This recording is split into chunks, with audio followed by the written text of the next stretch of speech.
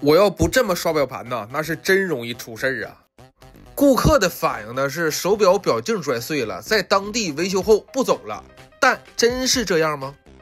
当时呢，我就跟他说出了我的疑问，并不是这样。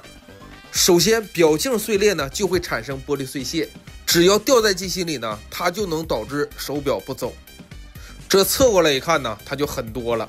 机芯呢也确实有问题，这个传动轮呢特别松，这个呢就可以确定是震动了。但是问题呢并不只是一个，双层的自动轮呢磨损，说白话就是给手表自动上劲儿的。这个反倒是长期不保养来的。如果说机械表的表镜碎裂了，我个人的建议呢就是重新做保养，因为零件小，如果真的卡住，你再拨针，那这个东西它就坏了。针换了呢，咱也是真肉疼。可以避免的呢，就是尽量避免。像它呢就不一样了，它是既不保养，它还坏了。现在它的传动呢才恢复正常，有些时候到时间了你不整它真不行。像它呢还是多功能计时的，不仅零件多还繁琐。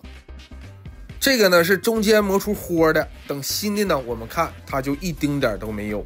现在是进入计时和停止计时都好用了。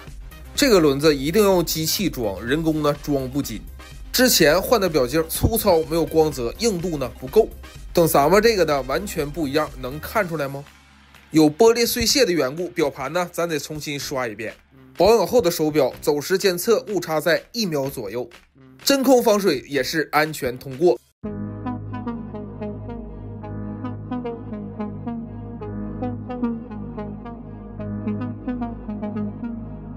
对，我就是每天陪伴你的快乐修表匠，我们下期见。